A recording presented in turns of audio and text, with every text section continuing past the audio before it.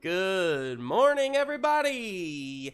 Welcome back to Zoa Stardust, a show produced by Ghostlight RPGs. I did it backwards today. If you're new to Ghostlight RPGs, welcome! And if you're not new, welcome back. We are telling all kinds of stories around here. I want to give a quick, what's the word? State of the house. What's that? State of the House rule? What no, are you trying to? I'm trying to think of. Union?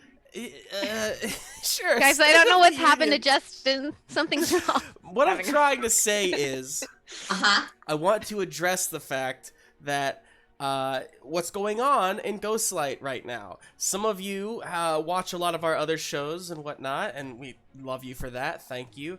I'm sure I've had a few questions coming from some of you over the last week, kind of like, what's going on with Ghostlight right now? Because Zoa is the only thing that's airing right now, and that's cool, and we're happy to be here. But yeah, we're kind of in the midst of transitioning between some stuff, so what I'm trying to say is, keep an eye out for some random stuff that's going to be coming out in the next couple weeks here before we kind of get back into the next phase of things. That's all I was trying to say. A state, an address. Nope, we're done. Okay. My name is Justin. I am your game moderator. My pronouns are he, him. I am very happy to be here, despite how all that just went. And I will pass the ball to Darrington. Hello, my name is Darrington. I use he, him pronouns, and so does the character I play, Tennison Vitell. My fun fact for the day is sort of light and easygoing to sort of combat all of the ferocious endangerment species facts that we gave you last time. Tennyson's favorite flavor of anything is strawberry. That's the way in. Strawberry candy, strawberry ice cream, strawberry milk, anything strawberry. That's how you get Tennison. Just sit down and shut up. I'll throw the ball over to Brad. Good morning, everyone. I am Brad, he, him. I play Chomper, also he, him, and Flip, he, him.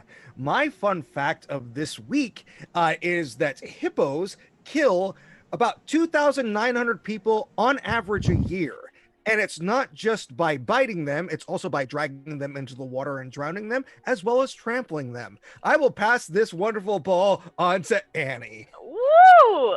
Okay. Hello, my name's Annie Schwaner. I play Kira Swiftfoot. She, her. Both of our pronouns are she, her. And my fun fact of the day, it's a little bit more fun than that, Brad, is going to be the fact that Kira, as you all know, wasn't the most athletic, we'll say, in Ursa as she was training there. But one of the things that she really took to quickly was archery or some kind of form of that. So that's actually one of my feats that I have. Special abilities is I have an archery feat. So, yeah. We haven't really gotten to use it quite yet, but maybe one day we will. So I'm going to pass the energy on to Emma. Hey, hello everybody. My name is Emma, she, her, and I play Skipper Ottington, she, they. My fun fact about Skipper today is that when Skipper was a wee otter, they ran away from home one night and their parents didn't take it super seriously. They thought that it was kind of funny, but Skipper actually ended up sailing one of their family sailboats out to like a little mini island not too far away from the shore and stayed there all night by themselves and actually had a really great time. And when they finally decided to go back home, everyone was freaking out like, where's Skipper? And they were just like, I'm right here. So it's always been a bit precocious and an adventure. And I'm gonna throw it to Rebecca. Have you gotten it yet? No. Hi everyone, I'm Rebecca and I play Milo. I am she, her. Milo is he, him. And my special fact is that Milo's sword, Star Cleaver, was a graduation gift from his mother, Lupe. And for her, it was more like a letter opener sort of a situation. Like it was a small dagger sort of thing, but for him, it's like a sword. So there you go. But yeah, that's my special fact. That's all I got. Justin? I love it. we're really got a wide range of great facts coming from everybody. We got morbid ones, we've got fun ones, we've got informational ones. That's very good. Thanks. So we're gonna, yeah. I want to talk real quick. Zoa Stardust is a PG-13 adventure. We do utilize safety tools such as lines and veils, color cards. We use these to make sure that everybody remains comfortable and respectful of each other's boundaries and, needs. And with that being said, we do have a few content warnings as well. So we have language, violence, drugs, adult situations, never anything graphic, and rarely any of those things even. So really just, it's the violence really that we've got into in the last couple sessions, I feel like, with some decapitation and some... Ooh. Really, that's the one that sticks out the most. But I love it.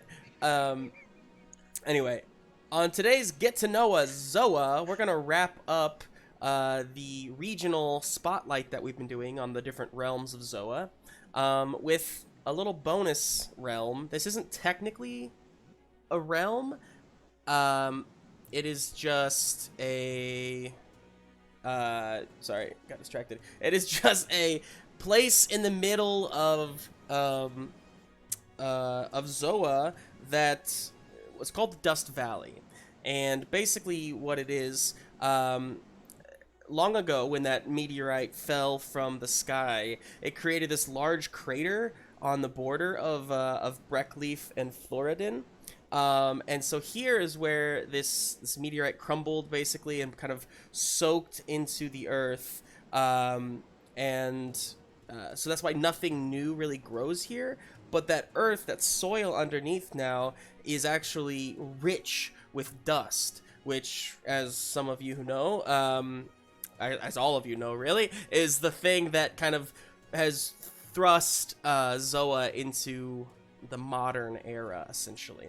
Now, what's important is that there's no government here. This is literally just like a no man's land that is owned by corporations. So companies like Tree Tech and others have kind of created neighborhoods here where employees basically live with their families, like these little small communities. It's not the best living conditions. It's definitely a kind of a blue collar environment going on. So yeah, a few places of interest in the Dust Valley. We have the Crossroads Station. That is near the edge of the crater, and it's basically a large crossroads that connects the Traveler's Trail with the Wildhorn Highway. There's just all kinds of paths and whatnot going through Dust Valley because it is right in the center of Zoa. And then we also have the Streamline Station, which, again, the Streamline is kind of the subway, if you will, that goes underground across pretty much almost all the different realms of Zoa. So it's great for transporting dust, I'll tell you that much. All right. That is going to end our realm spotlights. So next time we will have a little more Get to Know a Zoa about something else. That if you have any questions about Zoa, hit me up in the chat and maybe that'll inspire something for the next one, because to be honest, I'm not really sure where to go next with it. So yeah, cool. Did I miss anything, friends? Okay. I don't think so. Well, with that, let's go ahead and see what happens next on Zoa Stardust.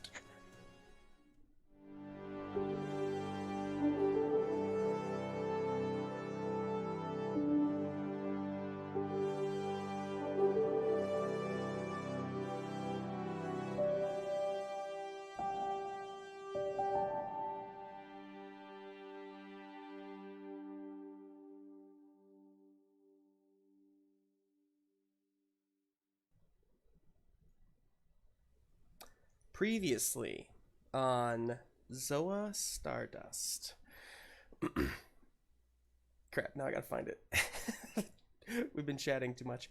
Alright, so I had everybody, wait, somebody talk real quick.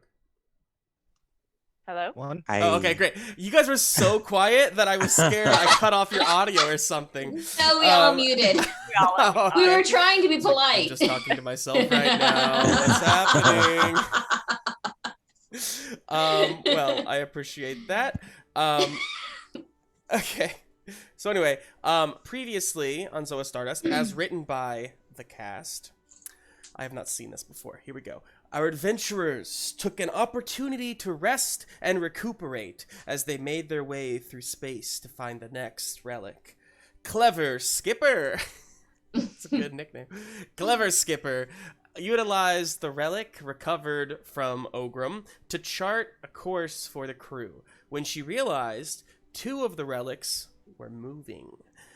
Jaws hit the floor when the crew saw another Ursa ship racing through the stars, chased by the Mystazoa Balderrock. With the Guardian's Eclipse now docked to the Buckley Sting, what new information will our heroes learn? Oh, and can they outrun a space whale? That's a good question. It's technically a Leviathan, because it does have... I forgot the word. It has, like, tentacles kind of on the Tentacle-y back thing. end. So it's kind of like a whale-squid hybrid.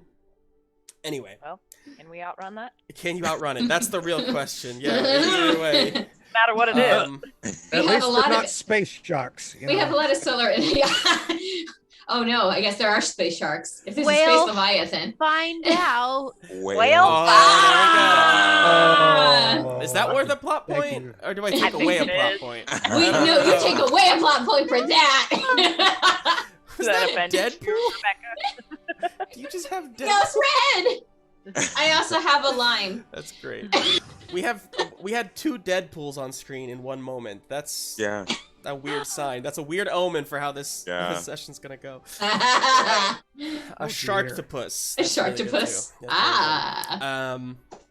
Okay, so you are on your own ship, and we have just you've just docked with the Guardian's Eclipse, which, as you know, is captained by Krell Shadowpaw, the tiger.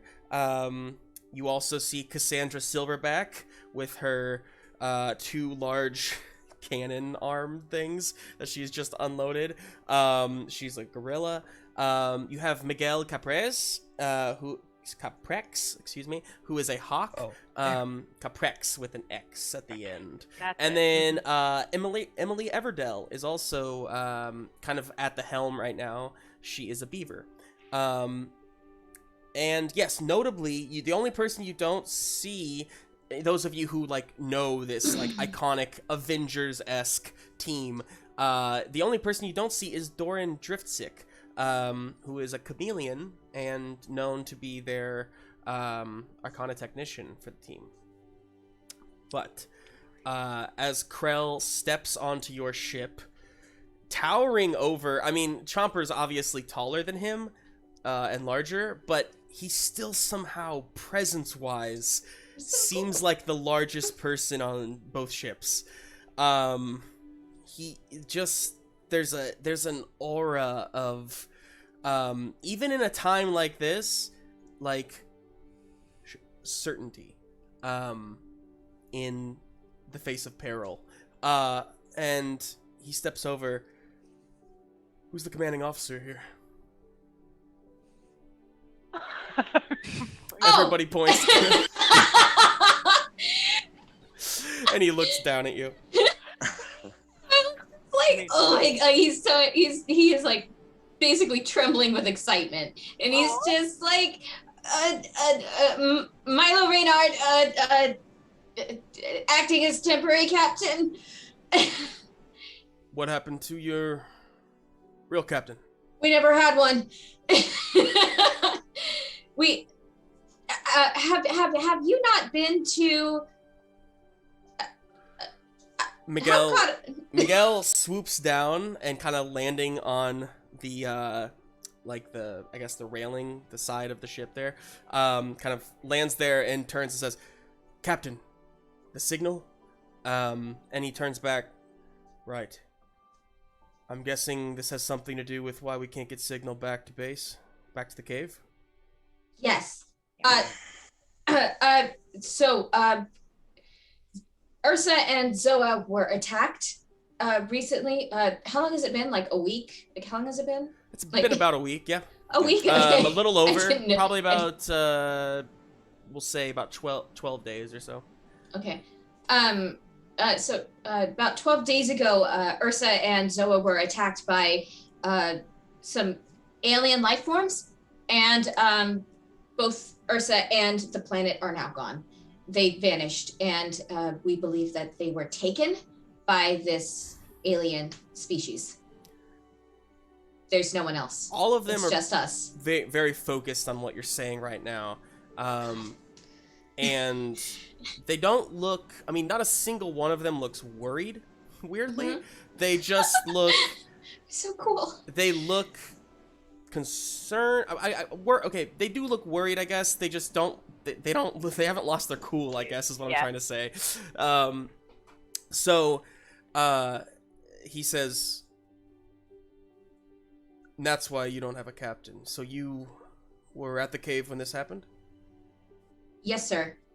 We were all at the cave when the attack went down, and I do believe some other ships managed to get some crews on board, although full crews I can't say, but you're the first ship we've encountered, not counting graybacks out here. He looks around to all of you kind of individually. You must be, what, second years? First years? We How hadn't new even are you? What gotten years? we hadn't even gotten our assignments yet, sir. We were just Recent about to graduates. Yeah. We've been doing the best we can and taking on the roles that we sought to be best for us. Well, I'd say you've done pretty good for yourself so far, getting all the way out here. Well, we could use your help, if you are willing. Yes, absolutely. Yeah. Whatever you need. We were sent out here, Emily, and she says, 34 days, Captain. We were sent out here 34 days ago to investigate, the disappearance of one of our outposts. After finding it completely decimated, we followed the trail and have been following the trail and he looks over to it's still kind of like camouflaged in the starscape somehow, but it's still, I mean, you guys are docked at the moment, so it's kind of moving away from you, but you could pretty quickly catch up to it. He says, we've been following its trail, mostly trying to gather research and also try to lead it out of the way of civilians or where life could be. We've done our best, but we took some losses, and it might be easier with 2 ships. Do you have any idea what's going on here? Are these the aliens that attacked? Oh, No. No, of course not. No. That is, I believe, and like, Milo looks over at Skipper and is like, that is, That's Balderock, sir. the Mystozoa. Believe it to be Balderock. She's looking through her notes. The genital. And if Balderock is here, sir, then Yitlo is probably not too far away. Miguel, just next to him, Balderock the Mystozoa of legend. Yes, Yes, sir. Cool. It's really cool. And Emily is kind of back there. She's looking off. She says, "Sir, we're gonna need to get going if we want to catch up." Right. Balderock.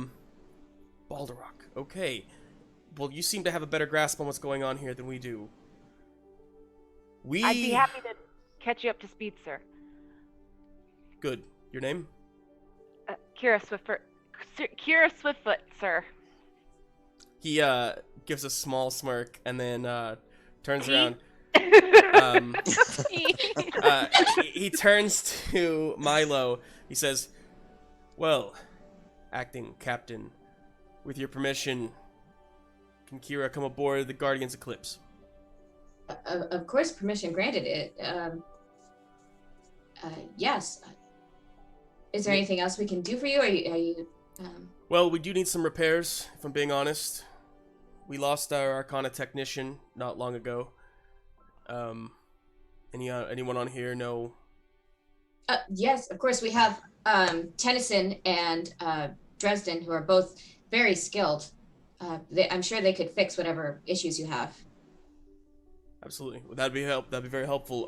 Why don't you hold on to one of them in case you need any repairs done, and the other can come with me. And he says, just for goodwill, he turns around. He says, "Cassandra, why don't you hang out with them for a while?" She says, "Aye, aye, Captain."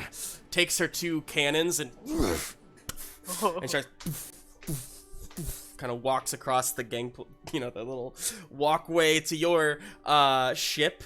And he says, "All right, well, we'll stay in touch by way of Echo, and I look forward to hearing more from Kira." He turns around and he walks away, and he says, "Why don't you take the port side, and we'll take the starboard."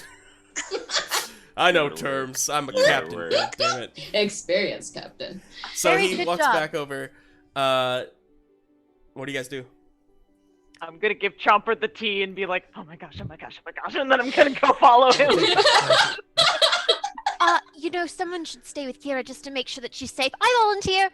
Oh. And I follow. Idiot. All right, well. Skipper just Okay. goes. And then who's She's gonna- are you Kira's gonna sending? turn Are to you sending Skipper and be Dresden or Tennison over? Oh. Yeah, Milo, which one of us should go? Oh.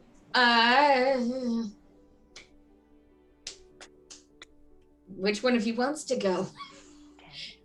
Honestly, Tennison, do you want to go? I feel like you're pretty good at it. Yeah, I'll do it. If Dresden's okay. Yeah. I'll be fine here, Ten. You just go. You're probably gonna be able to adapt better anyway. So I completely trust you with everything on this ship. Just let me know if there's anything you need. I won't let you down. Alright, Tennison will fly on over too. Okay. Great. So on the Guardian's Eclipse, we have Kira, Tennison, and Skipper, along with the rest of their crew. And then you guys have recruited Cassandra Silverback onto your team for now, Milo and Chomper. I have 3 protectors on my ship now. You do. Holy crap, you do. Gosh. Very protected. So, with that, you both kind of shift apart. I don't know ship terms, you guys. You move your ships apart, undock from each other, and you both start kind of making your way in the trail that Baldrack is leaving behind.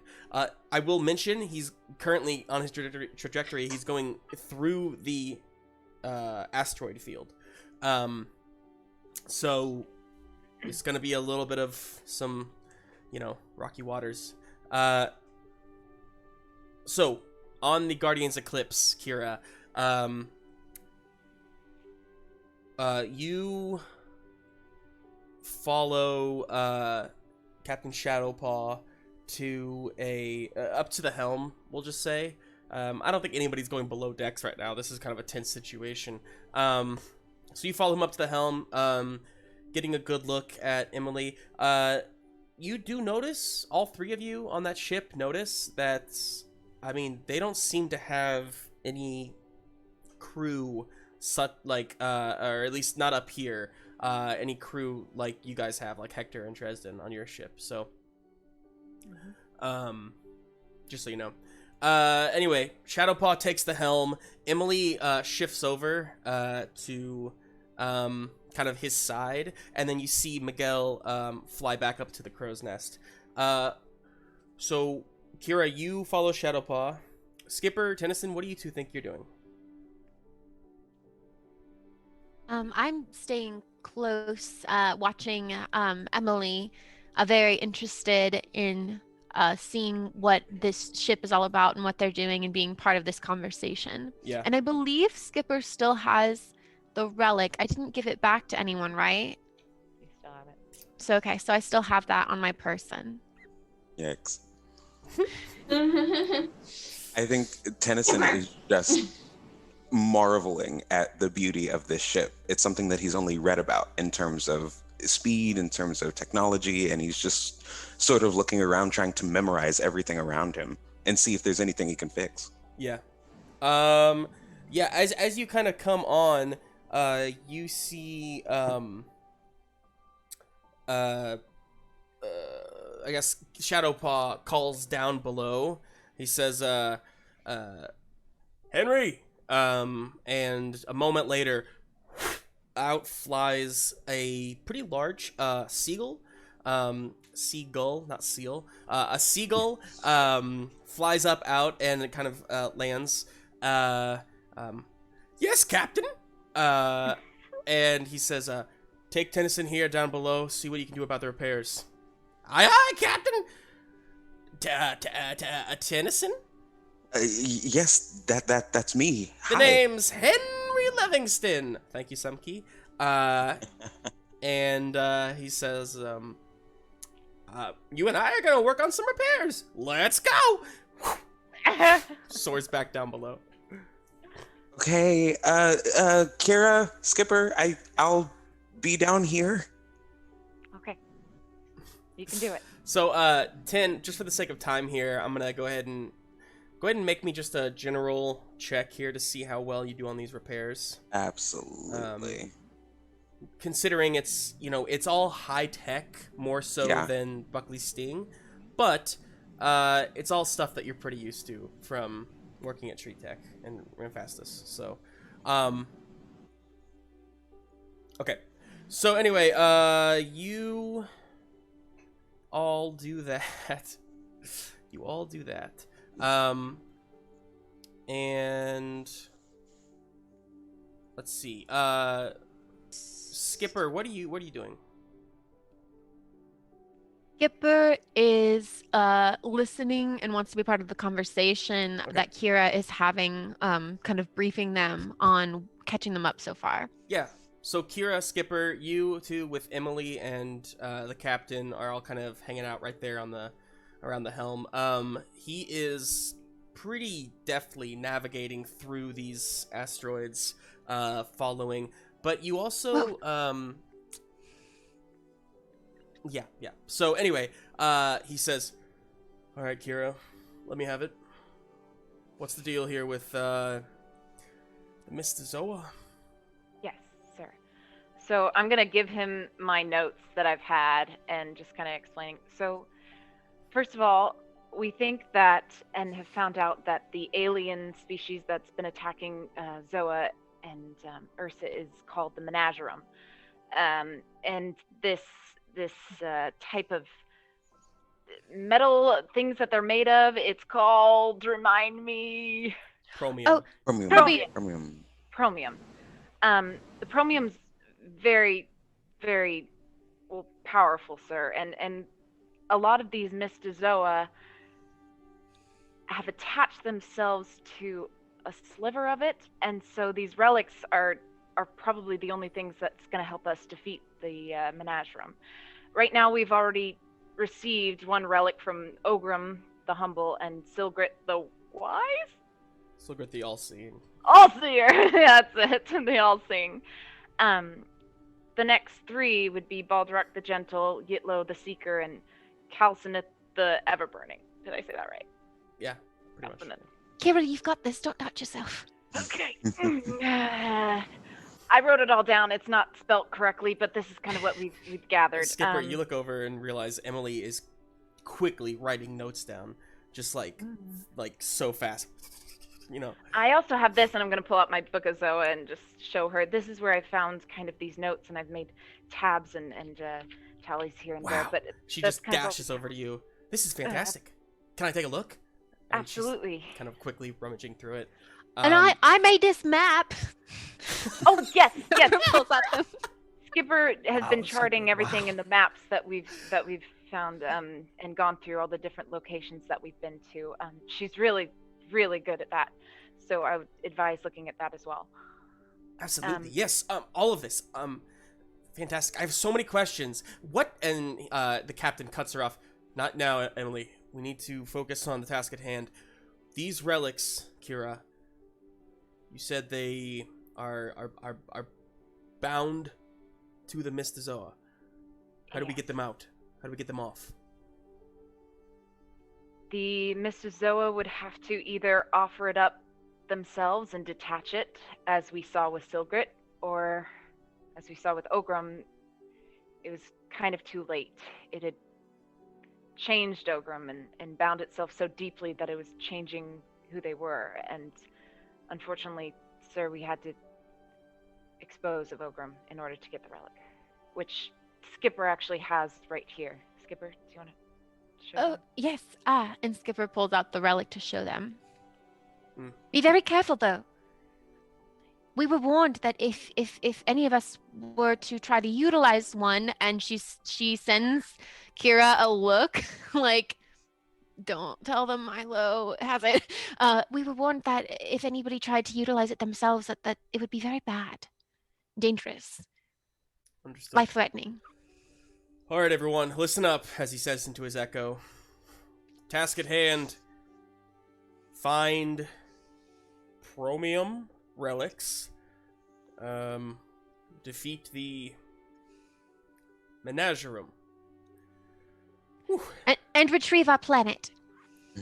Yes, of course. We need to retrieve the planet. Kind of gets lost in a moment. I'm going to switch over real quick to Chomper, Milo. How are you two doing on the other ship? What do you guys think you're doing? I think Milo's just kind of watching Cassandra, just like, oh my god, she's so cool. And I think he's steering the ship, but like he's like very like stiff, sort of, just like, Sure. don't screw up. So, Milo, go ahead and make me a check here to see how well you do with Buckley's Sting. And I will say, because we have a stat sheet for Buckley's Sting as well, Mm-hmm. I'm gonna Oh yeah. give you the choice if you want to roll for the Buckley Sting and add Mhm. one die of your own to it, or roll for yourself and add one die of Buckley Sting to your roll. I'll roll and I'll add Buckley's Sting since I'm the one steering the poor ship. Okay. I feel like add I'd one for be Buckley Sting, you said? yeah. Okay. Um, I'm gonna say you probably add the solar sails, so that's a D8. a D8. Yeah, that's probably the easiest thing for you to add. So go ahead and build yourself a roll there. Chomper, what are you doing? I'm having a conversation. Flip. No, they're the heroes of Ursa. Of course we could trust them. Flip. No, they're the good guys. I don't think we have anything to worry about from them. At least I hope. That's right, little buddy. We are the good guys. Welcome to the good guys. That's us. Silverback is the name. We're holding out a hand. You got a buff voice there, miss. That's how it goes. You know how it is. Stay out here in space too long. Too much space dust gets down in the old cranials. Swallow it up. It's like, it's careful. It's a little addictive. I feel like she'd be voiced by that actress. Who is it? In Bridesmaids. Yes. Like I may have Melissa McCarthy. Oh. She gives me like strong Melissa McCarthy Oh, vibes. that's a good compliment. I love Melissa McCarthy, yeah. I rolled a 13 with a D10. Okay, you do pretty good. To be honest, I think you probably what do you think? Are you following the path that Shadowpaw is laying, Yeah. or are you going your own way? I think we're probably like right behind their ship. Okay, so that's definitely helping you out. Go ahead and, you said you had a D10 effect? Yeah. So go ahead and give yourself an asset of, we'll say it is, what do you want to call it?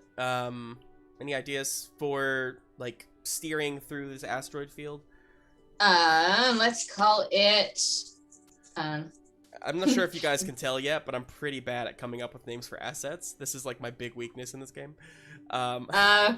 riding the coattails. Sounds great. Sure. Give yourself an asset.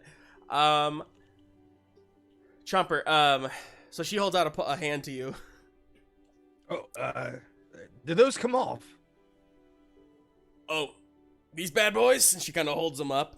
What she does, you can see her giant muscles, like, and the cannons are like strapped along the sides of her forearms. She says, "Oh, these? Oh, sure. Why, they intimidate you?" I'm just joshing. She kind of pushes you back a little hard. Yes. You're big woman. Yes. Good.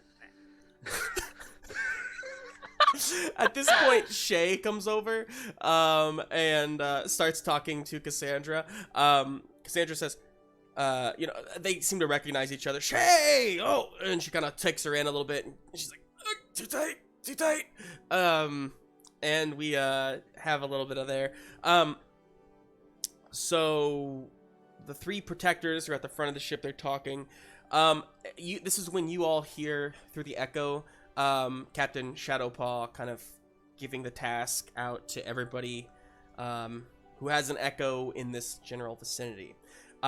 He says, "Captain Milo, you there?" Yes. Here. Well, as I understand it, you all have much more experience dealing with Mr. Zoa than we do, so why don't you make the call? What's the play? We've got two ships. We've got a big Leviathan. And at that point, Miguel says, "Incoming!" And you on the Guardian's Eclipse turn to the right, or to starboard, and you see an asteroid kind of, it's far enough away right now that you can still like move out of the way in your ship, but it is coming at a pretty swift pace. Except it doesn't make that noise because there's no wind in space. Except, actually, now that I think about it, it does make that noise. I take it back. It does make that noise. Shadowpaw spins the wheel, the helm, I guess it's called the helm, spins it and kind of darting out of the way. I'm gonna make a general check here just to see if he gets out of the way. Darrington, how were your repairs? 11 with a D10 effect. 11 with a D10 effect. Okay, yeah, you do some decent repairs. It's, it'll probably take you a little more time to really get a good handle on everything, but you've at least got some of the systems back online. Henry Livingston is down there with you, kind of just chatting to you the entire time. Like, you're trying to work, and he's just not really paying attention. You kind of get the sense from the look of him, he is a crew member on this ship, similar to, like, Hector or something on the other ship. Tennison, tell me all about you. Like, where are you from on Zoa? Well, I come from Ishkapez, and I work for Ishkapez. my... Ah, that's great. I myself from Koralsh, really kind of on the borders of Koralsh and Florida and over there. So, Ishkapez. Oh, that's fantastic. How do you like it? It's been pretty good so far. Yeah, I've heard it's good over there. It sounds Mhm. like a really cool place. I'd like to hear more about it. Tell me more. Hey, Henry, are you a technician of any sort? Oh, no, not me. I'm not much of a technician at all, actually. I do most of the cleaning around the ship and whatnot. Now, if you need something spot cleaned, whew, that's me. Okay. Well, Henry, thank you so much janitor. for showing me Hey, this. you're but welcome. I think No problem, Tennison. It's been great talking to you. I'm very excited to get to know you more. So that's happening a lot.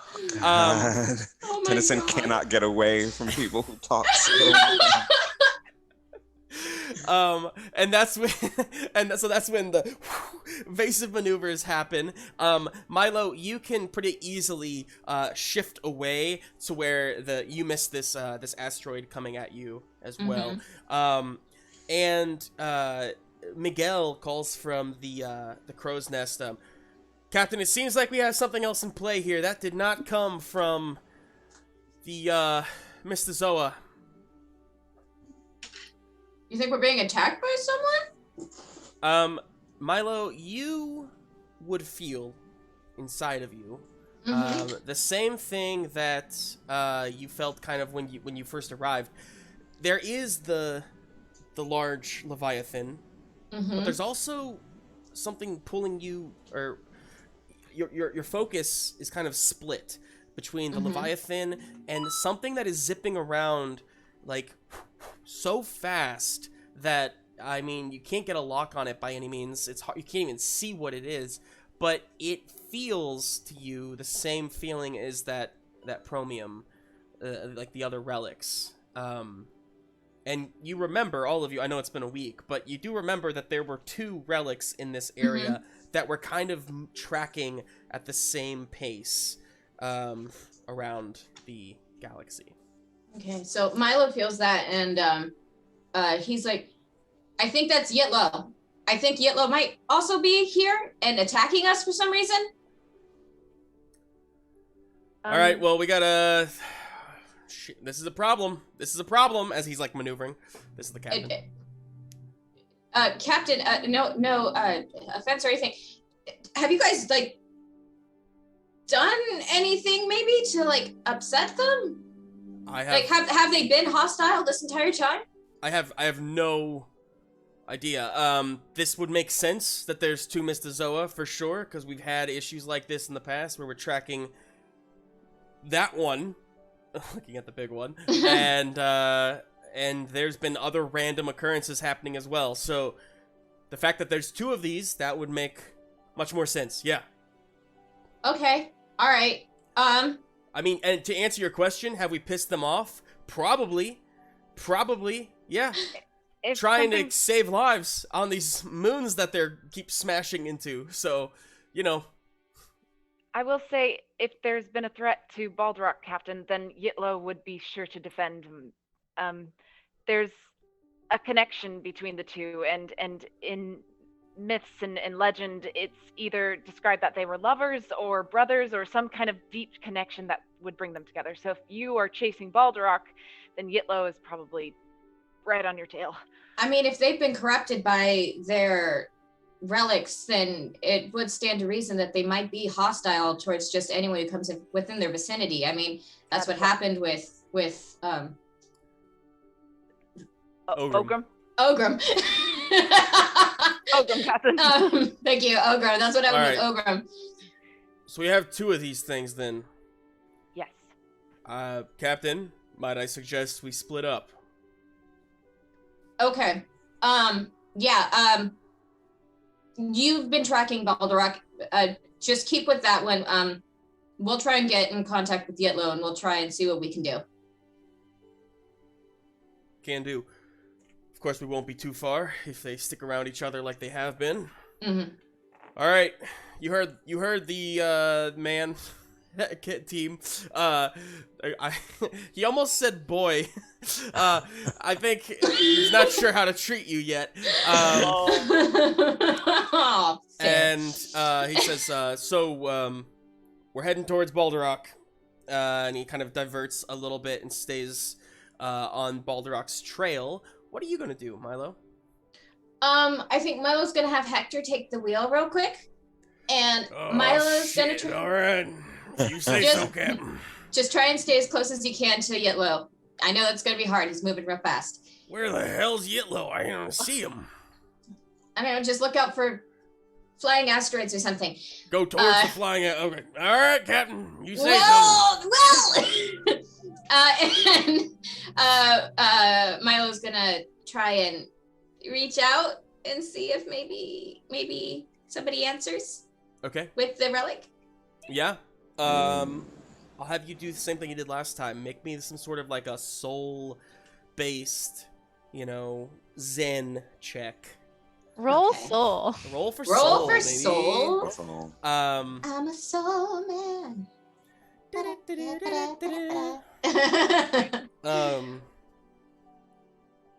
Wait a minute, we're going to be really separated from our crew, Kira. Yes. We're going to be separated from Milo and Chomper. Is I this know, I don't- a good idea? I don't know what to do, but I don't really want to, go against. What's Right. their name? Guardians Eclipse. Either. Right. I just don't want them to get hurt. I know they've got like 3 protectors, but Okay. Can I signal Milo directly, or Yeah, did we say you that's can. not? Yeah, no, you can. Milo, are you okay? What do you want us to do? Do you think this is a good idea for us to be separated? I don't think we really have time to get you guys back over here. Just do whatever. Just do whatever Captain Shadowpaw needs you to do. Just help him out as much as you can, and I'll keep in contact. Okay. aye, Captain. Chomper. Close channels, Skipper. Skipper, I need you to do something for me. Skipper On the coming in. On the ship, their Arcana technician was a chameleon. Yes. If he's missing, he might not be missing. He might be invisible. Don't know if he's on our ship or yours. Just if you see something out of the ordinary, signal me, please. Righto. We'll do, Chomper. Thank you. Oh, Chomper, Yes, could you do me a favor too? sure. Protect Milo, will you? Always. Thank you. Skipper out. Gosh.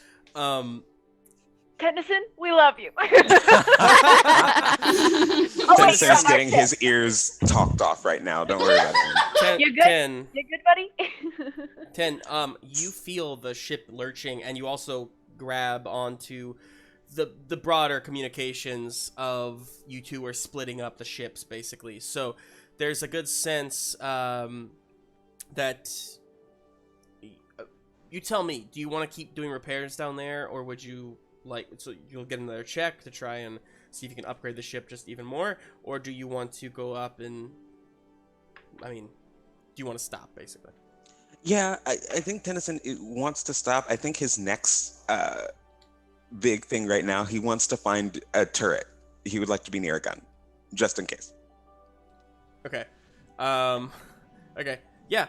So you're down there repairing all of that stuff and whatnot. So you definitely have the opportunity to go get yourself prepared, kind of make sure everything's loaded up with dust and whatnot, double check the cell generators. Yeah, cool. All right, so you prepare down there. So Shadowpaw turns to you, Skipper. All right, sorry, remind me your name. Skipper Ottington, Captain Skipper Ottington. of the coral. I can't remember the name of where I'm from. Of the coralish The Ottington. Sunglaze Reef. Sunglaze Reef Ottingtons. That place. It's hard to remember your name, man. He waits patiently while you finish your name. And he says, well then, Skipper, you've found a way to track these Mystozoa in the past. That's what brought you here, right? So if we're going after Balderok, is there a way to track where the relic is? Where how to get it? Well, the last time that we retrieved a relic, one member of our party, Captain Milo, did have to go inside Ogrim, and but that really, I think, was only necessary because Ogrim had such a thick skin and was impenetrable from the outside. As Kira said, Silgrit did give us the relic willingly, so if we can get close enough to communicate with Baldrack, perhaps we can communicate with him and see if he would be willing to give up his as well. before we jump right into attacking. And He's supposed to be gentle. Yes, Kira? Yes. I will remind you as well, just so your own knowledge. Although he is gentle, you know that the frequency that the Menagerum have given off tend to make these Mystozoa go kind of crazed, and almost in a way the opposite. I'm just reminding you guys. I wanted to make sure you knew, and maybe for our audience if they didn't know, it's almost kind of gives off an opposite effect, right?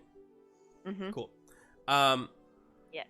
So, Captain says, "All right, well, let's get up there, see if we can converse." I don't have a southern accent. Why did I do that? Let's get up there, see if we can converse with it. And then, I have a question. So last time I think I looked at Ogrim and kind of figured out that its skin was tough, didn't I? Or did I learn that from something else? Is there any way for me to learn a little bit more about Balderok or Yitlo, or recall what I've learned about them? I'll say pick one and make a check to see what I'll you do can find on Balderok, them. since we're Sure. facing that one. Do I need to roll?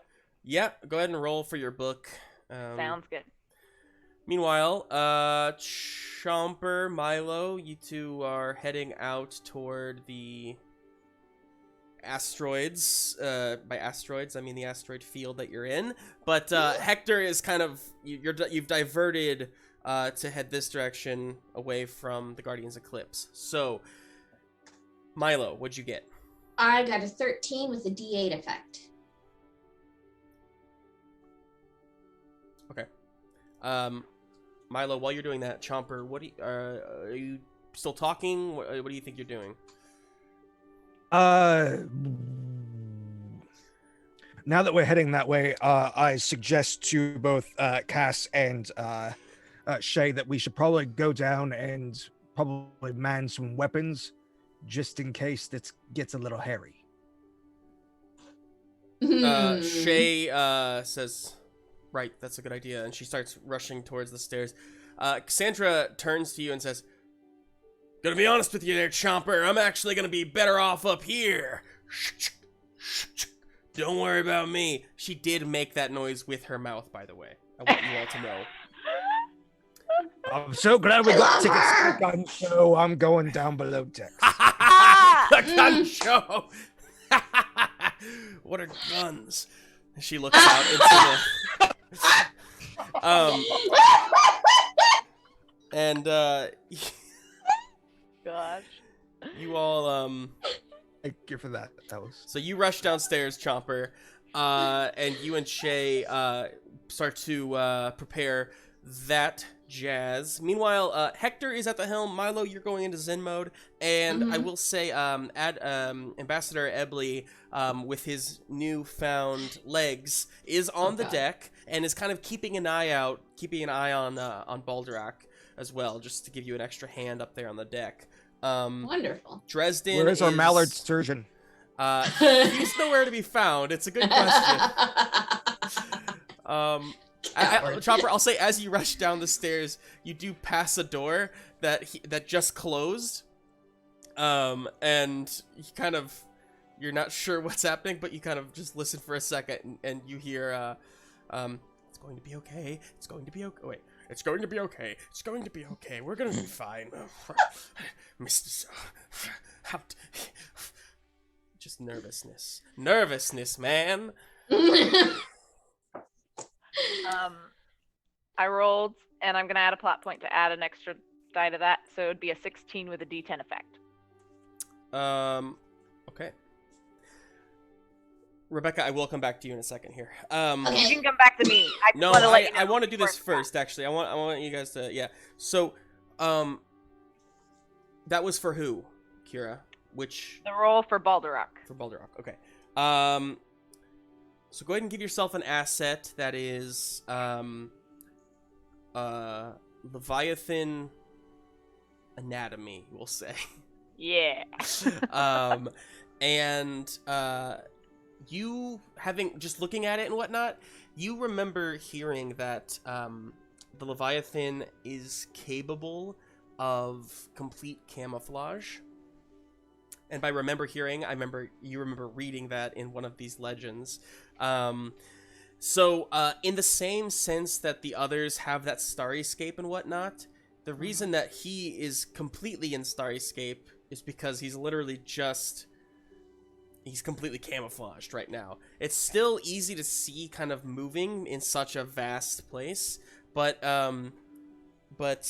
yeah, you can tell he's pretty camouflaged at the moment. You also get the sense that, you rolled a 16? Yes. Okay. You also get the sense that, the front part of the Leviathan is really the, more durable side of them. Okay. The back and where the tentacles are much more, prone to, pain. That's more where the nervous system lies. So Going up the butt again. Yep.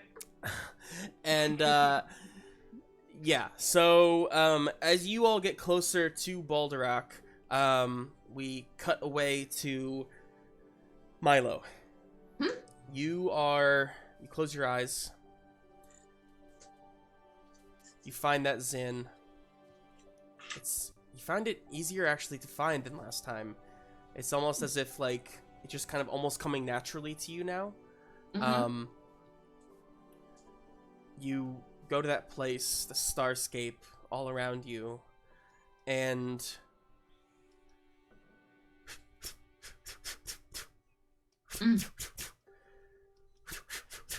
and then just appearing in front of you is a not large by any means, larger than you for sure, but about the size of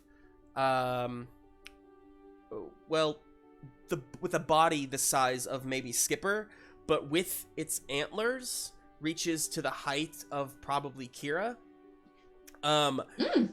Large antlers on this jackalope. Its eyes are pure white, just kind of like beautifully, opalescent. The fur on it and whatnot is kind of scattered and speckled with that same star, scape. It's just the word of this is the word of the show for me, is Starscape. And it just looks at you there.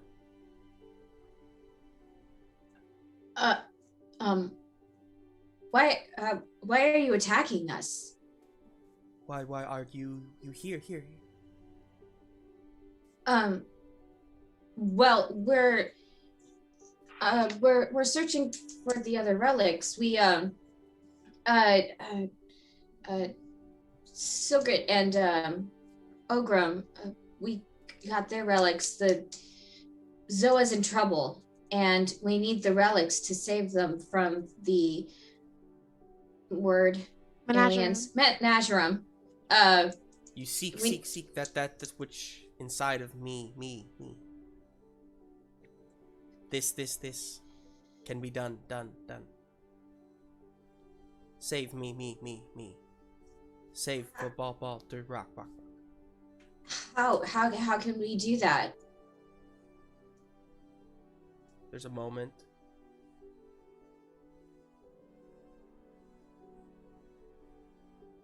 Break us. Break you? Like apart? Like split you up? Perhaps. Okay.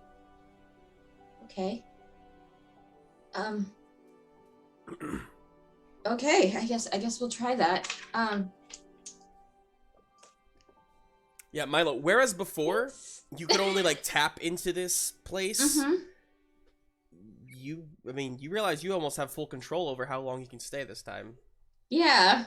So I think he didn't realize that at first, so he was just kind of standing there like waiting for it to just get pulled out, and he's like, oh, okay, I have to do it. All right.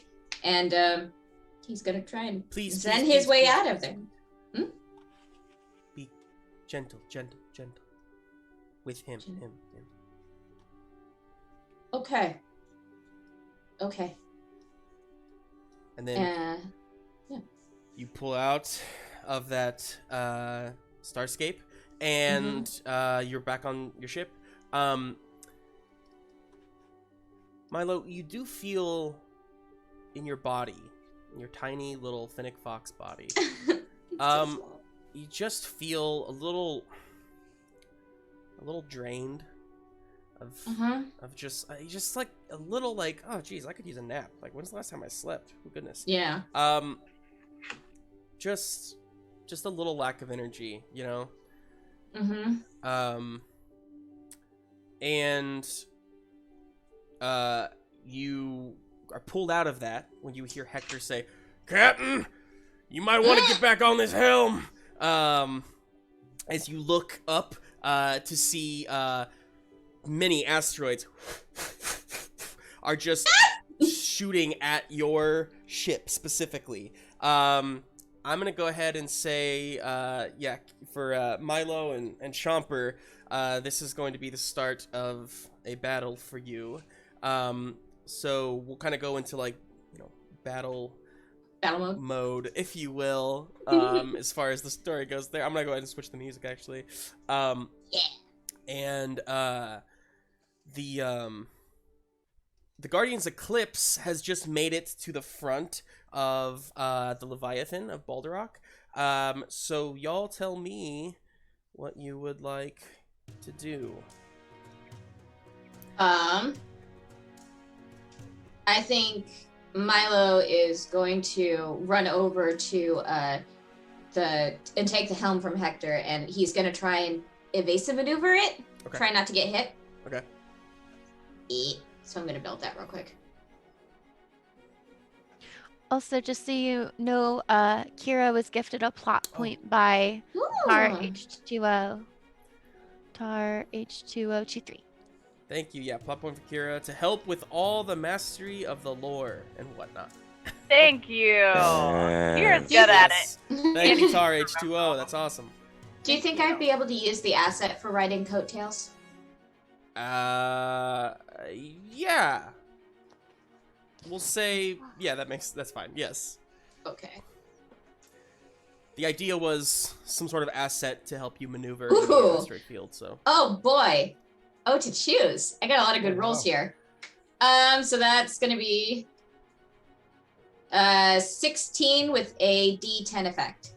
Work. Fantastic. You do everything you need to maneuver out of the way of most of the asteroids, while at the same time making sure you're not going to hit more asteroids, because it's getting dense. It's getting pretty dense in here, the way that these are shifting around.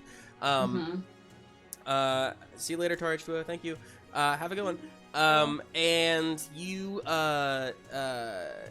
do so pretty well, though. So if you want to use that D10 to step up your other asset one step, you could do that if you'd like. Or you can create a whole new asset.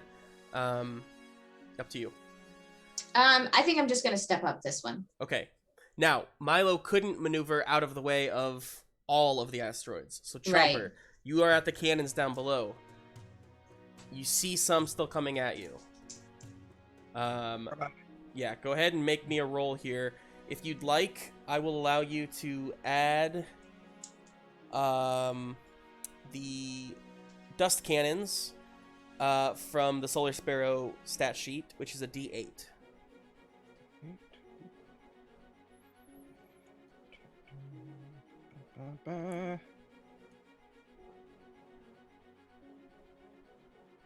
That's good.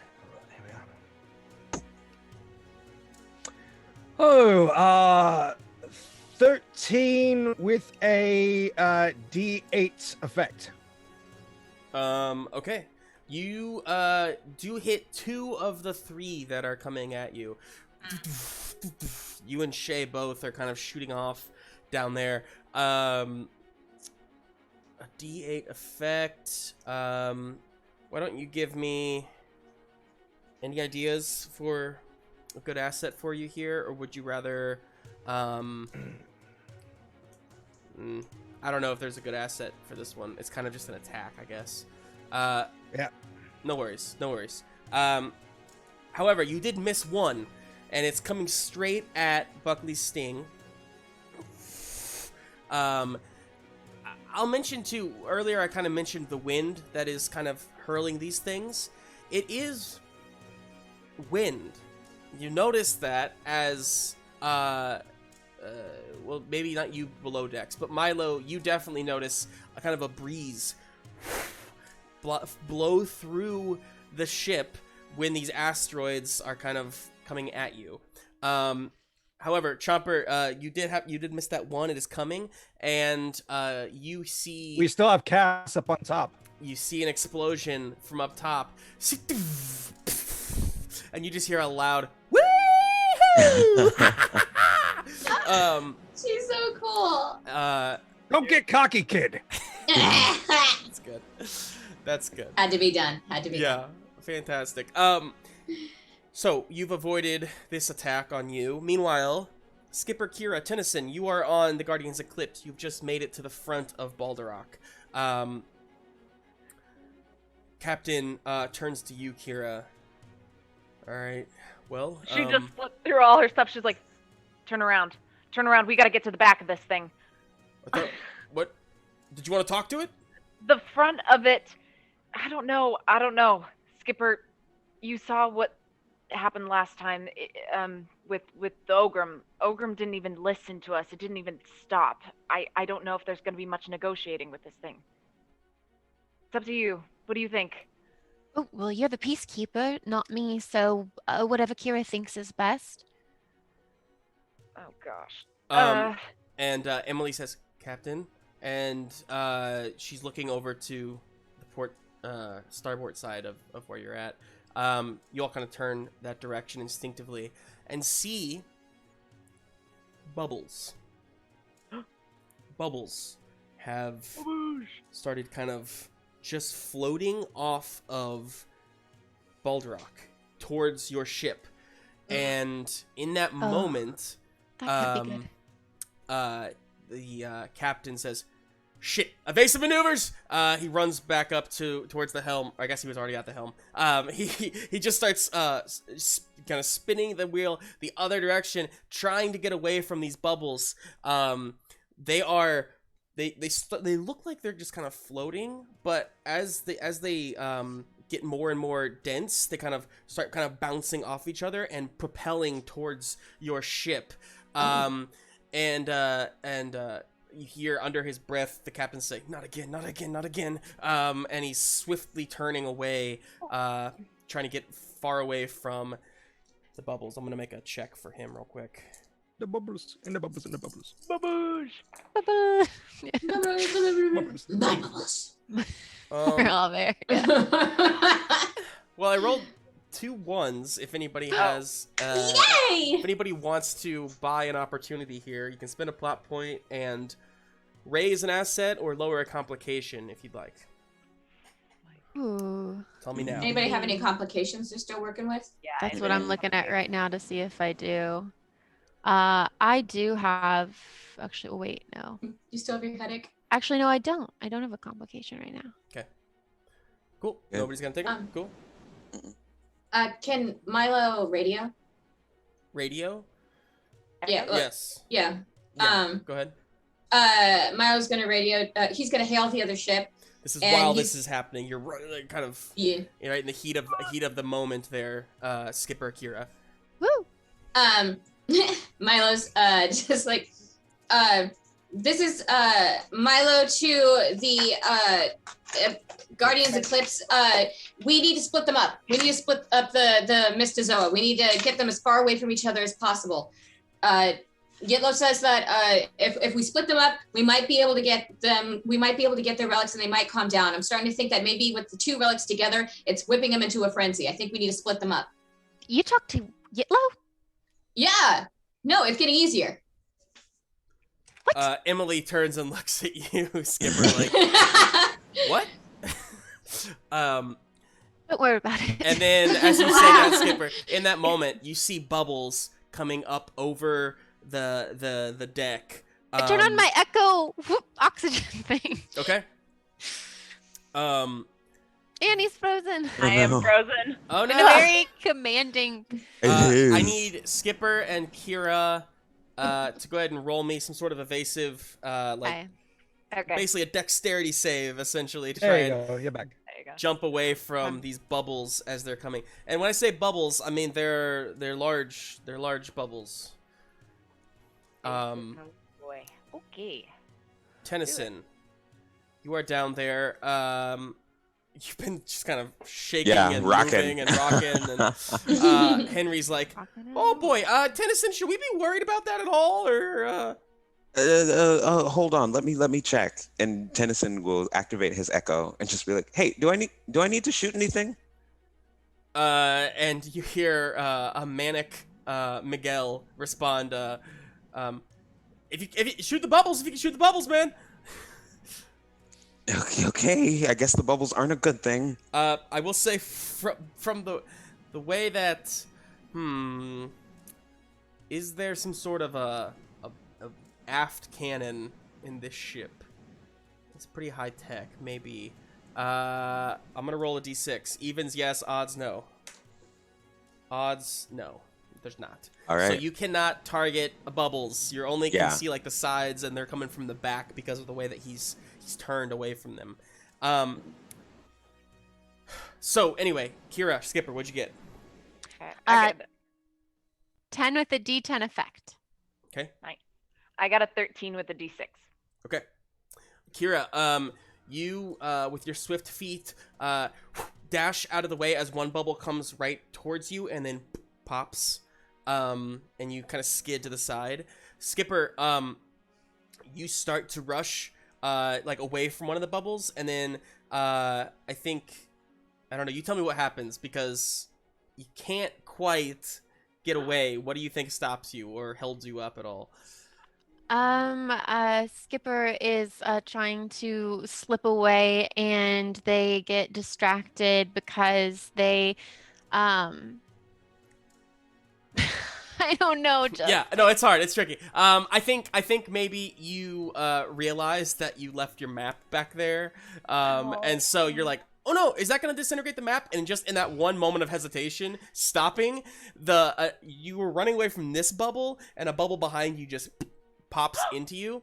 And instead of popping like the one for you did, Kira, this one just like shifts. Like if Skipper's here, it just kind of like encompasses Skipper. Shoot. Skipper, you are kind of standing there from the outside. It looks like you're just standing there. I will come back to you in a second there, Emma. Tennison, Leave her in a bubble. I will say, Sure, thank you very much. hang on a second.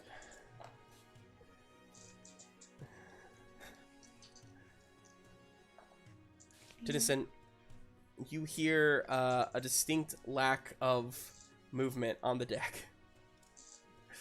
It's time to go upstairs.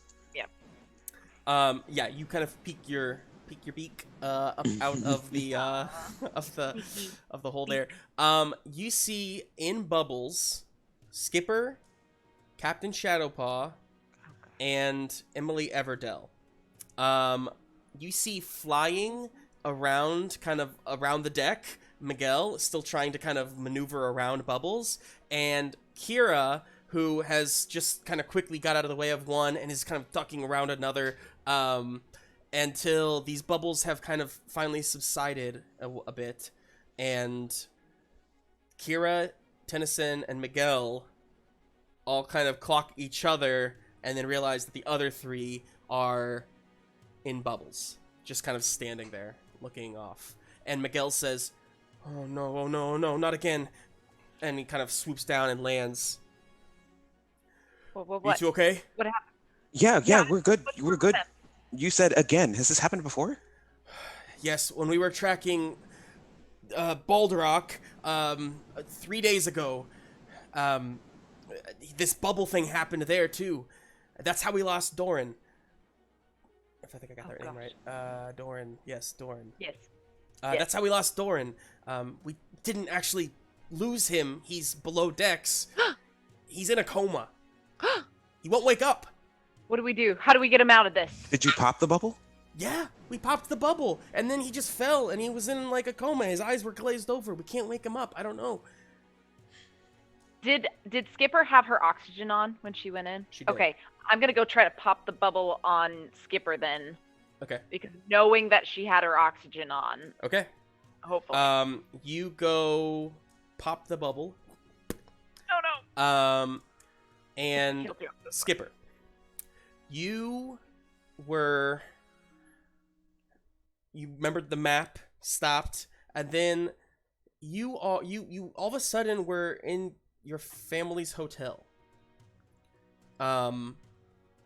You just kind of like you're not woke up, like you're not in bed, you just were standing in the lobby of their hotel, and a family walks by. Hey, Skipper! Kind of walking away with, like, pool floaties or whatever, and you hear your dad's voice. Skipper, please, we must get back into... Skipper, are you listening to me? Oh, what? Dad? What? Dad! Yes? And then there's a moment of, like, Skipper seeing their dad and remembering that they don't know, like, remembering that the planet is disappeared, and they just, like, hug their dad really tightly. Oh, all right. What's this about now? We were so scared that you were lost, but now you're here. Are we in the menagerie? Is this... How did I get here? Skipper, how please, are you? How are Mom and... Skipper, not this nonsense again. Your imagination really goes wild, girl. Please, can you just focus on getting the Andersons their what they ordered? But Dad, we have to save the planet. We have to No, save Skipper, the Skipper, universe. please, we cannot go back and...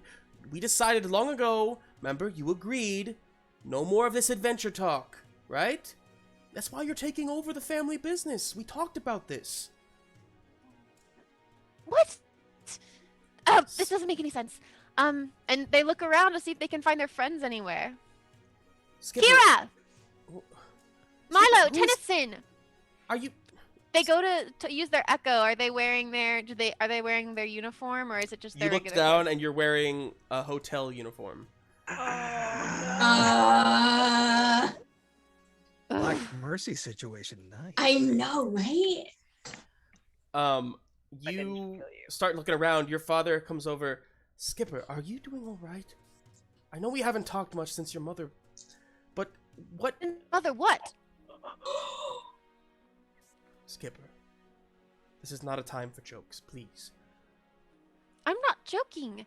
I was just in space on a ship being attacked by a bunch of asteroids and Balderrock and none of this makes any sense. All right, you just sit right here, okay? Have a seat. It's gonna be okay. I'll go get your brother. All right, he'll know what to do. And your Maybe he dad walks will. away. Kira, you pop this bubble, and Skipper, we'll say there's a light or something like that activates, that tells you it's on, or, like the bubble's working. That's on, but Skipper's eyes are glazed over. Oh Okay. Oh gosh. First of all, Tennison or what's the other? Miguel. Which one of you knows how to drive the airship better?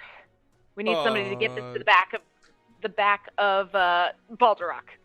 We need to hit the tentacles. That is the sensitive points. I guess I can do that. Oh god. All right. no! Voice of confidence. Listen. Everyone who knew how to I'm gonna save the just ship. say, maybe we don't pop any more bubbles. Okay. Just in case that's what puts them in a coma. I don't know. Okay. Fair. That's fair. By the way, Skipper Sorry, did I panicked. collapse when you popped Oh, the bubbles. jeez. Oh god. They kind of fell I over. panicked. I'm sorry. We need to get this thing out of here. We need to hit Balderrock in the butt. Let's go. Okay, that's something that we can do. If Miguel can get us Oh. around, then I can shoot the guns. But Kira, do you know what's happening here? Is there anything in your gonna book look about right now. this? I'm gonna figure it out. And I'm gonna go down to Skipper. Please, just get us to the back. And So Miguel kind of carefully moves over to the helm and just starts kind of kicking it with his talons a few ways, and then kind of grabbing it and kicking it the other way, kind of just like flapping his wings the whole time. God. He's trying to carefully do it because Captain Shadowpaw is kind of right next to him, and he's trying not to pop that bubble. Sorry, Skipper. I am going to echo Milo and Chomper. Okay, before you do, let me go back to Milo and Chomper here to see what they were doing in their battle before. Yeah. So, Milo, you all have just avoided these asteroids coming at you. Cassandra's like, ah! What do you do next, Milo? Milo is going to take the ship, and he's going to, like, is there any way he can lock kind of onto where Yitlo is? Can he use, like, kind of tap in and see if he can feel him? Because what he's trying to do, let me tell you, what he's trying to do is he's going to try and bait Yitlo into, like, chasing after them. He's not going to hit him, but he wants to try and get his attention, so he'll chase them, because he's going to try and get him to chase him away from Boulder Rock. Okay. Cool. Go ahead and make me some sort of a check, and you can use your, we'll say just you can use your D12 intelligence for this one, because you're using your connection to the relic to try and see if you can even locate, like if you can even track Yitlo as they move around. Chomper. You've avoided that bit of asteroids. Are you staying down here? Or what do you think you're doing? No, I say, Shay, can you and Dresden man the bulk of the cannons down here? We got it, while I go Chomper. up on deck and check on Milo. Can do. Great. All right, come on, Flip, let's go. And you rush up upstairs, and you see Milo. Milo, what'd you get? I got a 17 with the D12 effect. Wow, a D12 effect? Yeah. Hell yeah! Intelligence! Milo, I will give you your D12 is your asset now. I'm gonna say you now have, eyes on the relic. Basically, you can track Yitlo. You can see where he's at, even though he's going very fast. You can kind of see him dart around like a gnat. And with the 17, you start kind of maneuvering towards him and then trying to turn yourself away a bit so that almost like he can follow you away from Baldrach. Cool. Do you, Chomper, you get up there, you see Milo is at the wheel, kind of turning and making sure going the right way. Hector is kind of standing by, keeping an eye out, trying to like be a good, second basically. What do you want to do, Chomper? Milo, what's our situation? Currently, we are trying to get we need to split up the Mystazoa. We need to get them to go in 2 different directions, and I think we might have a better chance of getting them to calm down and maybe relinquish the relics. But we have to be gentle with them. They did say be gentle. Oh, and he's gonna radio he's gonna hail the other ship, and he's gonna say, be gentle with them. Be gentle, please. Don't hurt them. And this, Kira, is when you can respond. Are you sure about that? Because Skipper is down, and so is Strongpaw. Is that his name? Dang it. Shadowpaw. Dang it. I was close. So is Shadowpaw, and Emily is too. And Emily, whatever you do, stay away from those bubbles. What happened to them? Are they okay? Is Skipper okay? I don't know. She's passed out. They got in the bubble and it popped. I popped it. I did it. I freaked out and now she's on the floor and I don't know. Okay. I don't know what's wrong. I don't know what to do, Milo. Okay, Everyone's it's okay. in bubbles, Calm down. by the way, everyone's in bubbles. Who's that? Okay, keep calm. Keep clear of the bubbles. All you need to do is bait it into chasing you. Just bait it into chasing you into a different direction. We're gonna go starboard, you go port, and we'll take them in different directions. All right, Captain, we'll do that. All right. Let's go that way then. Never mind. Listen to the captain. So Miguel's kind of like, wait, what? What? Are you sure? Shouldn't we just hit this thing? I don't know. Milo's captain, so I think I need to follow what he says. Damn it. Okay, I guess he is the highest ranking officer now. All right. He starts moving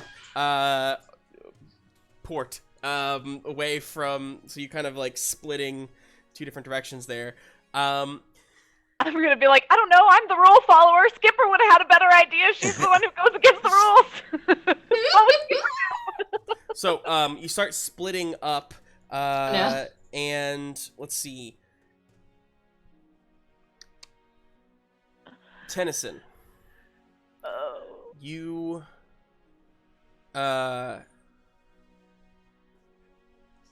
Henry is up on the deck with you now, kind of freaking out, like what do we do? Tennison, should we do you want me to bubbles are in soap.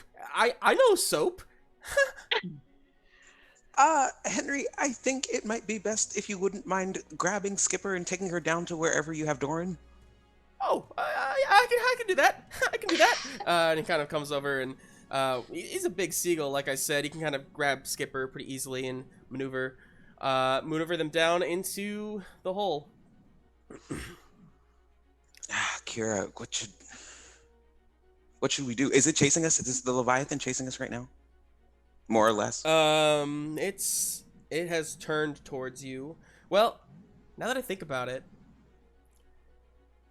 no, it's not. It attacked us, but It, Kira, you would assume that the bubbles are more of like just like a defense mechanism, like maybe it felt something around it, but it has no reason really to follow you yet. It's trying to get away from you, honestly.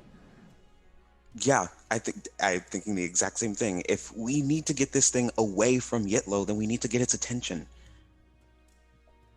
All right. This Okay. might go against the whole be gentle thing, but we at least need it to know that we want it to go this way. All right. So, Tennison, shoot the back. Shoot the tentacles. Okay.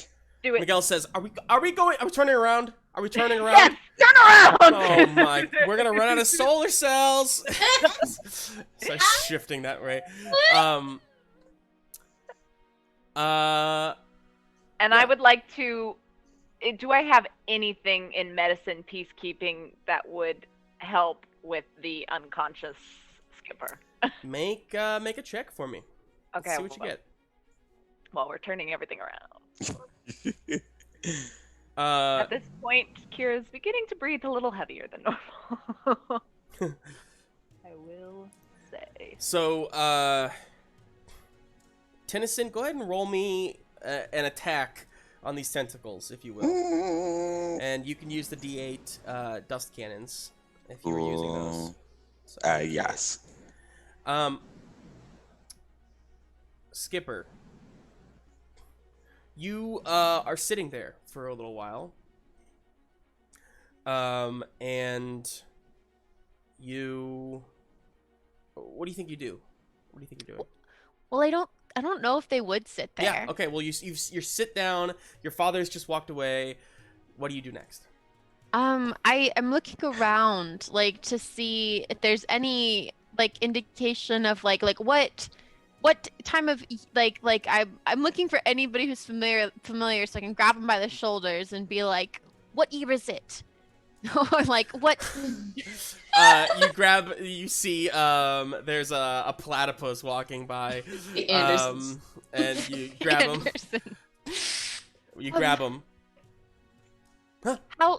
What? Did the planet get sucked away into another universe? Do you remember that happening? Do you remember an attack What? from giant metal aliens? Someone, help! Okay, never mind. And I let go. Pudge would know. Pudge, is Pudge here? Are you just talking to yourself? Or... I'm looking for Pudge. You don't know. I mean, yeah. Where do you look? I just start like running around like so the oasis has a bunch of like waterways in it so that aquatic animals can come inside, and so I think that maybe Skipper hops in one and is swimming around trying to find Pudge. You swim by a bunch of fish who are like, "Excuse you, you're going the wrong. Get in your own lane, lady." Skipper, you swim around. Just roll me like a single d6. We'll just do. Yeah, roll me a single d6 here. We'll say evens, you find them. Odds, you don't. Even. It's a 2. All right, you swim for a good while until you pop out again and kind of look down in like one of the big pools that are there that kind of come in from the ocean. And there you see Pudge is swimming around with some friends, basically some little fish friends in the pool. Pudge! And I like swim up and grab him, and like we do twirls in the water. You grab him and you start doing twirls, and he's like, "Hey, get off! Pudge, I didn't know if I was ever going to see you again. Who are you?" And one of the other fish swims up. No. Hey, doesn't she work here? Do you work here? Yes, my family owns this resort, but Pudge, it's me, it's Skipper, it's your best friend. Best friend? Yes, we went to Ursa Camp together. We joined the academy together. Ursa Camp? We're gonna go to space Never together. gone to Ursa Camp. You must have me confused with another fish. Anyway, good luck. Oh no! Swimming away. I wish she hadn't found him. Oh no. And at that moment, you feel a hand on your shoulder. Ah! Whoa, hey. It's just me. Sorry, British. It's just me, little sis. It's me, your older brother. I am... What? Beckett, it's your name. Yes, Beckett is my name. And he sits with you for a moment and he says, Dad told me you were having a rough time of it.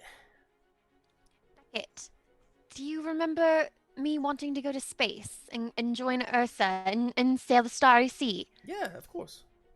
And haven't I done that?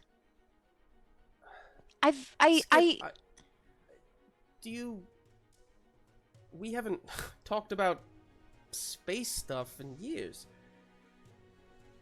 You don't remember the planet being attacked by aliens? Or getting sucked into another universe? Like somebody walks by and he's like, kind of look at him, look like, and he turns to you and he's like, I think we would remember that, right? That seems like a memorable thing that would have happened. Beckett, and I grab him by the shoulders and I say, Beckett, I was just in space on a ship being attacked by a giant leviathan, and I need to make sure my friends are okay and safe, and it's really good to see you, but this is freaking me out. Skipper, I don't... Please, just act normal. Oh no. I'm scared. Me too. And I let go and I say, I'm sorry, I didn't mean to scare you. This is not right. This is wrong.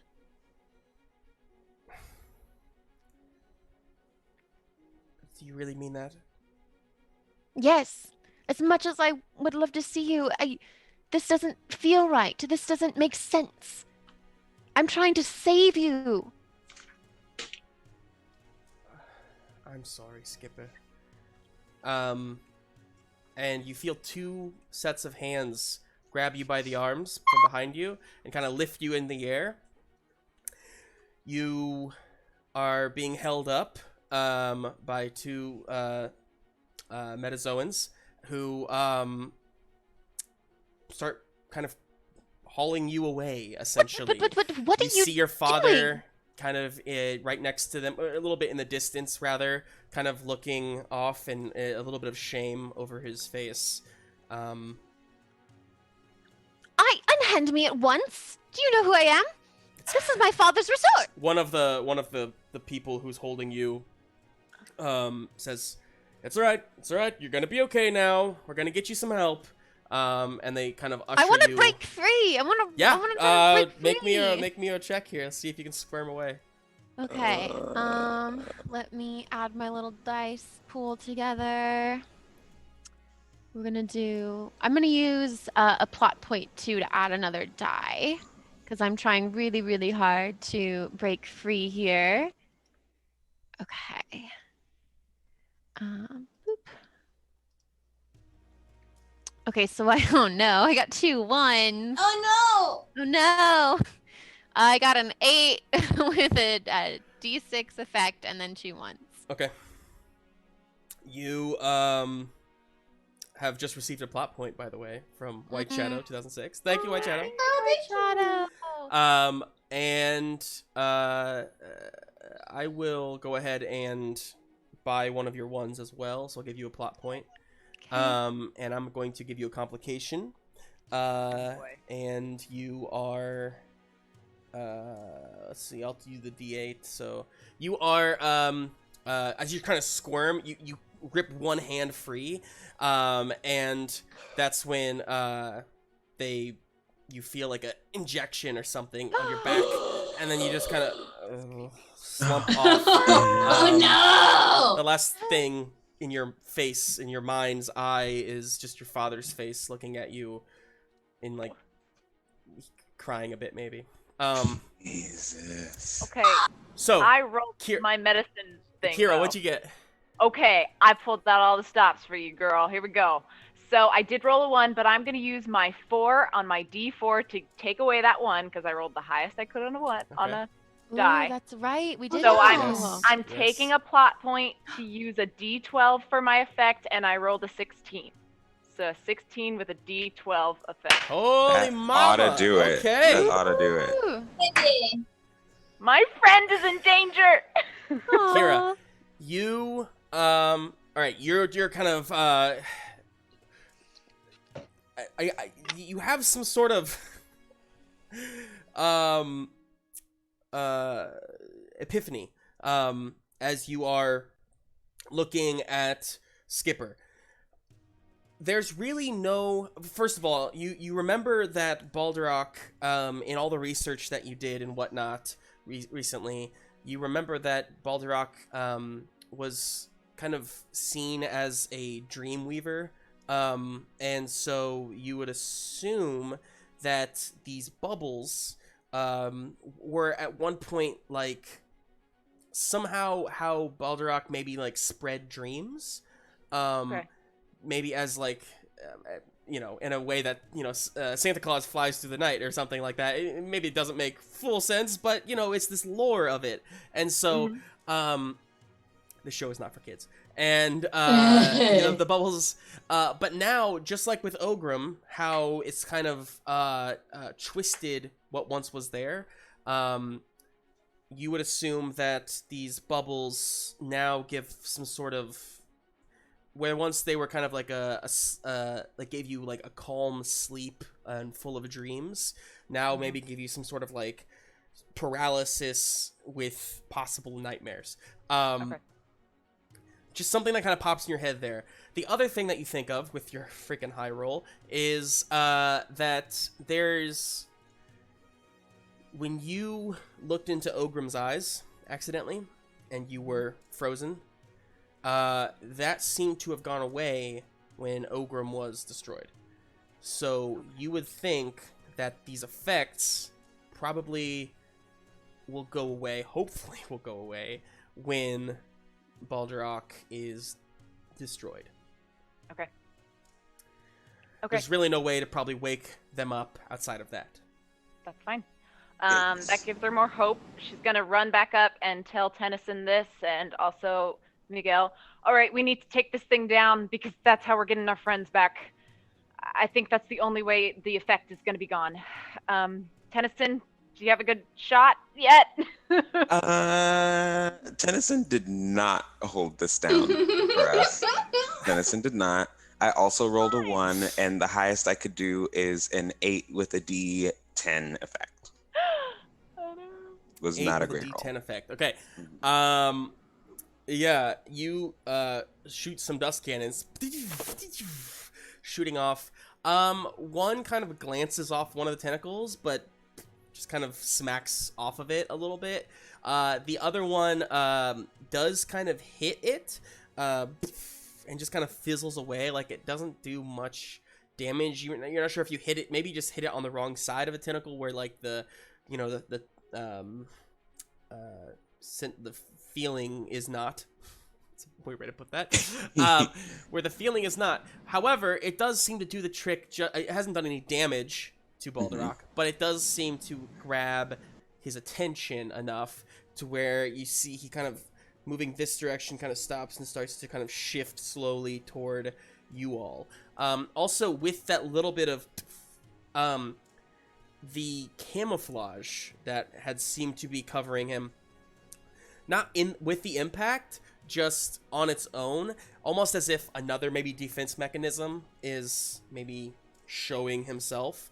The camouflage kind of washes away, and in front of you, you see, honestly, quite terrifyingly large beast. It's, he's kind of got like speckled spots here that kind of give the effect of like multiple eyes along his head. The tentacles, after you hit them and he kind of turns towards you, seem to charge up somehow with this kind of like bluish energy. Like the actual sucker, like on the tentacles and whatnot, start to like just kind of light up, almost like little lightsabers or something, but all the way down. So and Miguel says, okay, we're fucking going, here we go. Starts shifting the ship around. And now that this thing knows you might be an actual threat, it is much faster than it was before, shifting its weight and barreling toward Guardian's Eclipse. Go! Meanwhile, Milo, Chomper, you two are you can see Yitlo now. Milo, what do you want to do about it? Milo's gonna try and reach out again to see if he can convince it to give him the stone. What do they do? Like how can they get this stone? Like, how can they get the relics? Sure. Go ahead. But also with Balderok too. Make another check for me. And as you're kind of just careening, you're almost actually you can see the end of this asteroid field up ahead from where you're going. And Yitlo is just kind of darting behind you. So yeah, go ahead and.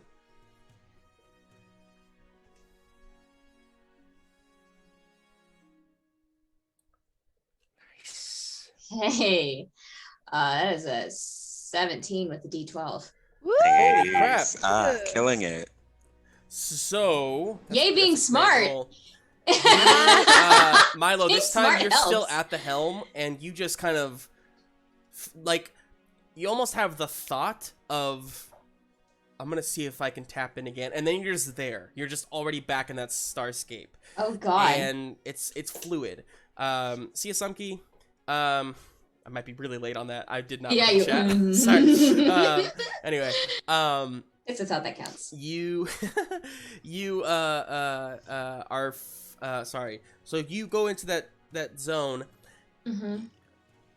This time Yitlo is already there, almost as if he was like waiting for you, saying, "Our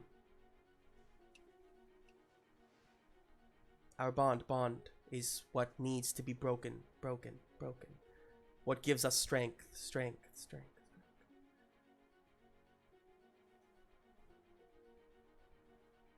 We will not go without fighting. Ting, ting.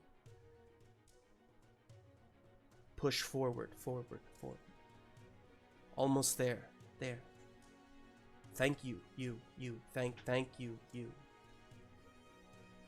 Okay.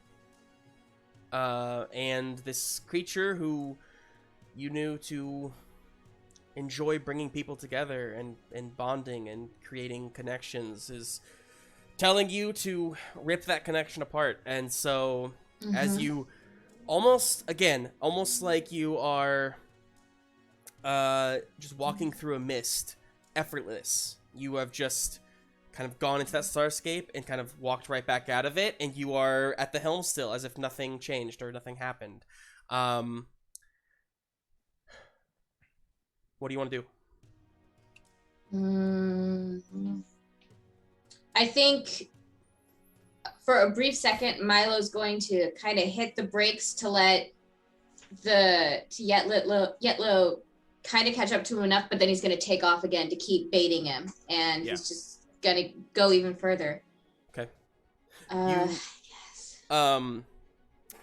You start to do that. Kind of holding off and then taking off again. Chomper, you see, as Milo's focused pretty much on what's ahead and trying to, steer through the asteroids. Chomper, you notice Yitlo actually has. You can kind of tell where he's at, not as clearly as Milo, but 'cause he's behind you and whatnot. You're keeping eyes peeled behind him, and you just see he kind of like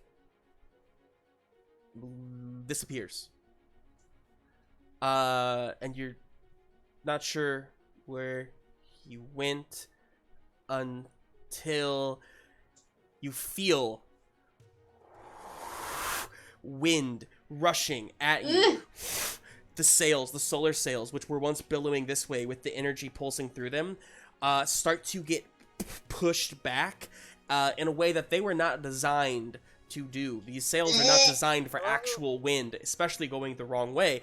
And the wind starts pushing the sails in the opposite direction. You feel the entire ship just kind of come to a halt and then start shifting backward.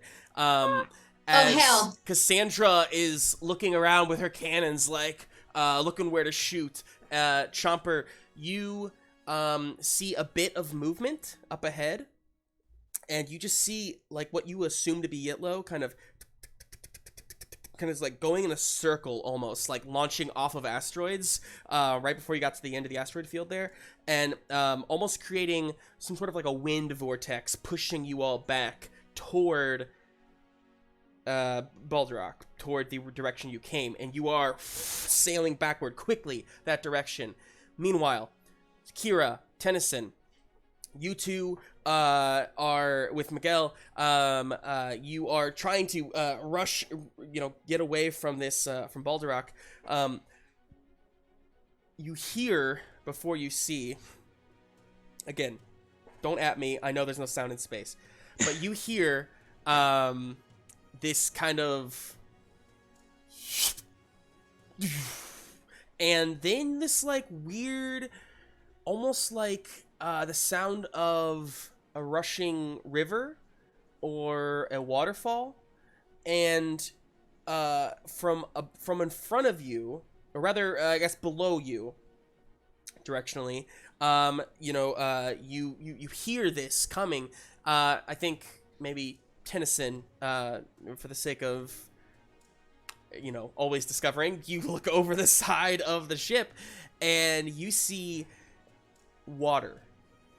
Literal water rushing out from underneath you and coming up. Your ship is here, kind of just floating in space like it does, and water is rising up like this to kind of like meet your ship. It doesn't make sense. None of this scientifically makes sense, and yet it's happening. This water's rushing up at you, and it hits, and you all kind of lurch up. You hear Henry call down from below, like, ah! With Skipper in his arms. And the ship, this wave of water basically like rises and then tips the other direction and sloshes you down it like a like a waterfall, like a water slide. You are sloshing downward toward Balderrock now, the other direction. Who in that moment dives down and then kind of comes up behind you. You are sliding now back towards the center of the asteroid field, with Balderrock turning, and then this huge wave of water, which seems to like constantly be growing in size, comes soaring towards you like a tsunami. You have a wall of water at your back, and Miguel is at the helm, kind of like figuring out kind of trying to get out of there. You are on a direct path with Buckley's Sting coming from the other direction, both leading in towards each other, one with a tsunami wall behind them and one with a wind vortex behind them, coming at each other. Miss each other? What? I was gonna say, can we miss each other You can and then try. keep going the other way? We will have that roll. Okay. First thing next time on Stardust. Guess they really wanted us to have a connection. No! Oh my god. So that we will pick up off that bit of a cliffhanger there. Not next week. Next week is going to be our final week off for Zoa Stardust. Some of us have a honeymoon to go on. But the week after, and then basically until we finish, we will be here every Sunday. So like I said earlier, keep an eye out on all things Ghostlight. We are going through a bit of a transitional period right now, so apologies if our calendar isn't always up to date, or if there's a little inconsistencies there. We're gonna try to get you as much awesome content as we can, so just stick around, and we appreciate your support. But 2 weeks from today, Zoa Stardust will be back, and we'll find out what happens to Skipper in this nightmare that they're trapped in. So thank you all. Stick around. We will raid someone. Thanks, White Shadow. We'll raid, and so go support them. Until then, until 2 weeks from today, we love you. Thanks for hanging out with us. Thank you. We'll see you next time. Oh, wonderful. Bye. Bye.